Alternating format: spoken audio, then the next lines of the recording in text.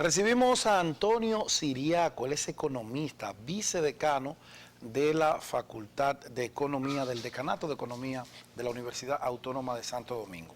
Bienvenido, don Antonio, un placer tenerlo por aquí. Para mí es el placer estar contigo, Pedro, María y Ángel. Está entre ángeles. Claro, en Buenos Días, RD.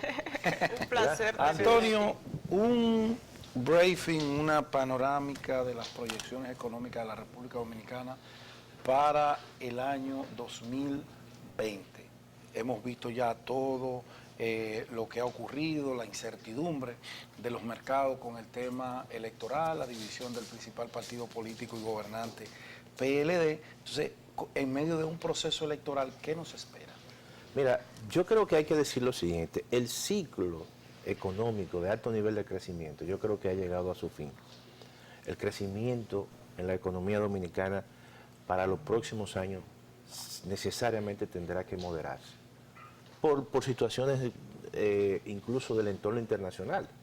Este año la economía dominicana, que había sido proyectada con un crecimiento de alrededor de 5.3, 5.5, terminará cercano al 5%. Porque hay factores, en primer lugar, de carácter internacionales. La economía mundial incluso está creciendo menos. Terminará creciendo alrededor de un 3%, cuando se proyectó un 3.6%, y eso verdaderamente es mucho. La economía norteamericana, que tuvo el año pasado un crecimiento de un 3%, que es un crecimiento alto para países desarrollados, terminará creciendo cercano al 2%. Y eso tiene un impacto en la economía dominicana, porque el ciclo económico está muy vinculado con el ciclo económico de los Estados Unidos. El 70% de las remesas vienen de allí, la cantidad de exportaciones de zona franca de ese mercado, la cantidad de turistas que vienen del mercado norteamericano, todo eso se ralentiza y tiene un impacto en la economía dominicana. Pero también hay que sumarle el impacto político de estos cambios. En primer lugar, primarias abiertas y que involucró al partido de gobierno, el partido más grande según las encuestas, y eso genera es una fuente de incertidumbre que ha afectado a la economía dominicana, e incluso eso lo ha dicho ya el gobernador del Banco Central.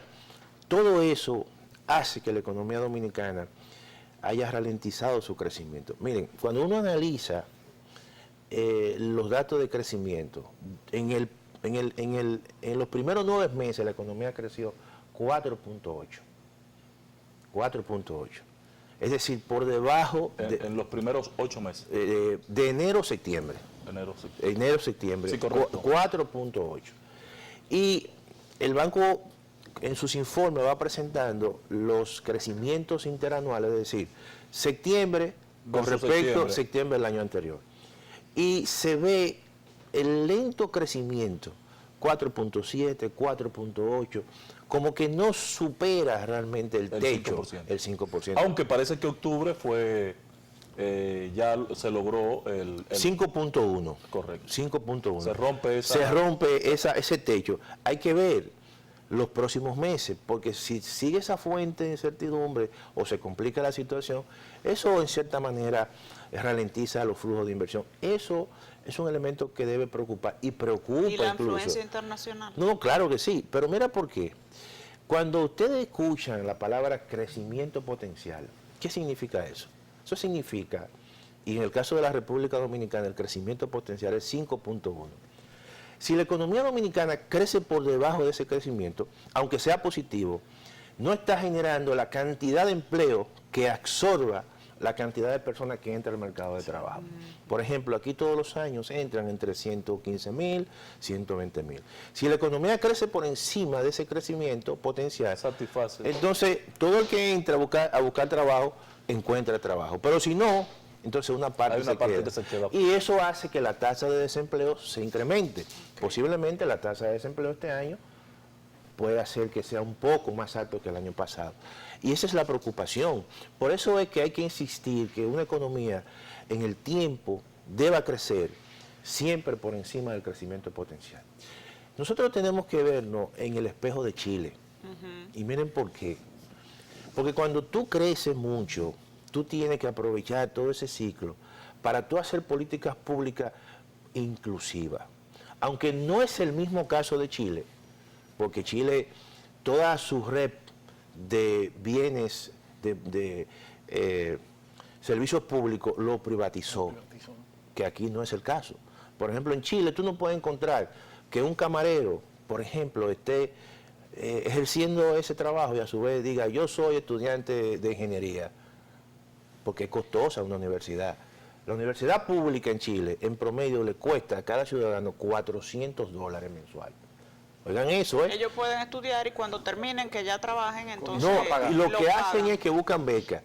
Y luego entonces quedan endeudados de forma vitalicia, Así porque es. muchas veces no encuentran un trabajo con un suficiente salario. Para poder Entonces, para pagar. pagar eso. Entonces, los mecanismos realmente de los bienes públicos son costosos. Ahora, Que esa es una situación diferente Es aquí. con- diferente a la de Totalmente aquí. Son porque aquí costosos, claro, la pero- educación superior Es gratis. es gratis. Sigue es gratis, igual que la incluso hay... Pero el poder adquisitivo sí que es mayor. Es muy allá. alto. Es muy, real. mira, allá, no, lo que sucede es lo siguiente, aún así, más por bien ejemplo, el per cápita que es alto el promedio, lo que le dicen en estadística la mediana, o sea, la mitad, son $700. Pero tú sabes cuánto te cuesta un servicio eléctrico de la electricidad, $100. Y un servicio de Mensual. agua, tipo. $100. Servicio básico. Como Oye Estados bien, Unidos. entonces el metro, por ejemplo, 1.17. ¿Qué significó eso? Que el precio del metro en Chile es de lo más costoso que hay en América Latina. Entonces todo eso, lo que quiero decir que nosotros... Pero tienen una calidad de vida muy alta. No, pero Ángel, el problema es la desigualdad. Sí. El problema es que esa calidad de vida, el que está en la calle no se la puede dar. Entonces eso genera mucho odio, muchos rencores acumulados. ¿Y qué es lo que están pidiendo los chilenos al final? Bueno, que cambie la Constitución, porque la Constitución que tienen es una Constitución desde cuando Pinochet. Ese es el reclamo al final. Pero lo que le quiero decir es que nosotros tenemos que aprovechar todo este boom que hemos tenido de alto crecimiento para tener políticas públicas inclusivas. Yo creo que nosotros tenemos planteado un pacto fiscal, pero yo no le llamaría pacto fiscal. Yo creo que debe ser un gran contrato social. Porque aquí, por ejemplo, esta economía, si no hace reformas profundas, reforma a la seguridad social, reforma al sistema de salud, que son dos bienes públicos básicos para que el salario real de la gente verdaderamente aumente. Hay que hacerlo, pero tú tienes que enfrentar intereses, tú tienes que enfrentar intermediarios que hay en esos dos pilares tan importantes, que verdaderamente le ha ido muy bien. Pero respecto al gasto social, profesor, en el caso de la inversión en educación, en salud, en este caso, Claro. yo percibo una mejoría histórica en los últimos años en la República Dominicana. No, pero en el caso, mira, porque esa calidad del gasto realmente se ha elevado significativamente. no, pero oye bien, o sea, tú tienes que ver, en el caso del sistema de salud, ¿cuánto se gasta aquí en salud en términos del Estado? El 1.8 1.8 del PIB. del PIB. ¿Qué ocurre? Oye bien, ¿qué ocurre? Cuando tú vas...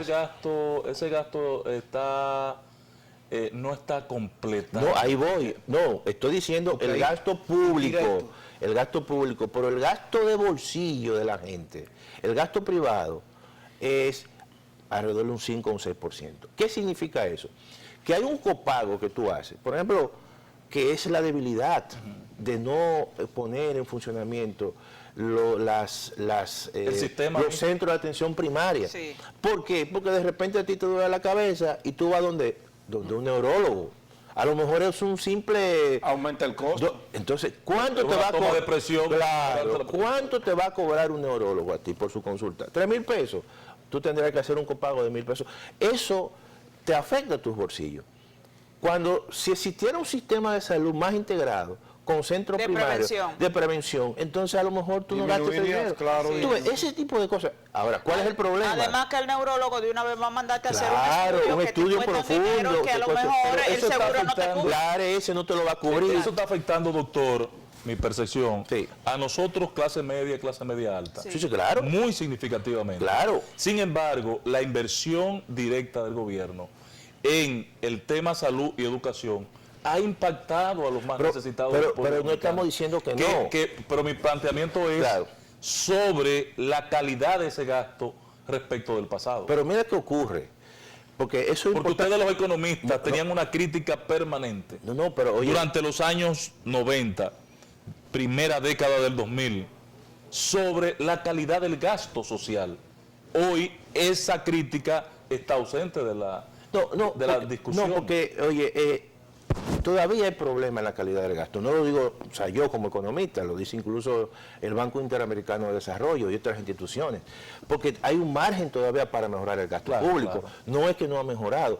Pero mira qué ocurre. Mira, cuando el gobierno dice que la pobreza en la República Dominicana ha habido una disminución de un 30 a un 22%, es cierto, vamos a decir que es cierto. Esa gente cuando salen de la pobreza ya no son pobres, son vulnerables. Y muchos hasta Vulnerable de que no, podríamos... vulnerables porque están en un Y con estado, un maldito miedo al salto en un para atrás. estado Exacto, de que podrían de volver. riesgo, No, y porque el que pueden mecanismo volver a que la se le sacó pobreza. de la pobreza Claro. es un mecanismo no sustentable en el tiempo, Claro, porque una vez desaparezcan claro, los subsidios claro. que lo hicieron salir, van a Claro. volver atrás. Entonces yo le pregunto Eso a es lo que ustedes, pasa. esa persona que deja de percibir ya la tarjeta, los apoyos del gobierno, ¿qué va a demandar? Bienes públicos de calidad. De calidad. Ya se Pero no comprobado. tiene los ingresos suficientes para que esos bienes públicos de calidad él los pueda comprar. De manera, y entonces ellos caen como nosotros. Tendrán que hacer un copago, tendrán que llevar a sus hijos a una universidad privada, a un colegio privado, y entonces ahí viene una demanda adicional de bienes públicos. ¿Qué es lo que ha pasado en Chile? Chile, el modelo chileno dice, bueno, hemos disminuido la pobreza de un 40 a un 10. Perfecto. Y ese 30% que salió de la pobreza, ¿qué va a demandar? Va a demandar lo que demanda un tipo que está en un nivel más alto. Entonces, si tú has privatizado eso, tú le estás encareciendo la vida. Y eso es lo que está ocurriendo. Por eso yo digo que tenemos que hacer este modelo mucho más social, Entonces, ¿cómo más hacer? universal, donde la clase media, por ejemplo, tenga acceso universal a servicios de calidad, Profesor, servicios públicos de calidad. Yo comparto con usted el símil que hace de nuestra situación, guardando algunas Sí, claro, diferencias claro. con Chile. Ahora, el gran problema de nuestros países, y quedó manifiesto en Brasil, Claro. es esa población cuando sale de la pobreza. Esa población, por el miedo al salto para atrás, A volver. terminan sacando a los gobiernos del poder. Claro. ¿Por qué? Porque es una... El que te saca de la pobreza.